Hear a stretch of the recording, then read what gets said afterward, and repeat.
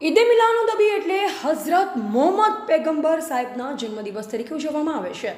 ઇસ્લામ ધર્મના મહાન પૈગંબર હઝરત મોહમ્મદ સાહેબના મુબારક જન્મદિન એટલે કે ઈદે મિલાદના પવિત્ર તહેવાર, જેનો મુખ્ય ઉદ્દેશ શાંતિ, ભાઈચારા અને કોમી એકતાનો છે.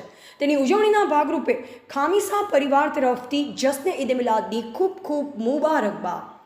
આપ અને આપનો પરિવાર સુખી રહે, સમૃદ્ધ રહે, તંદુરસ્ત રહે, તેની સાથે હું હાજી ખમીસાભાઈ સુમારભાઈ સિંધી અને મોહમ્મદ સુહેદ ખમીસાભાઈ સિંધી લકી અલ્લાહને દુઆ પ્રાર્થના કરીએ છીએ.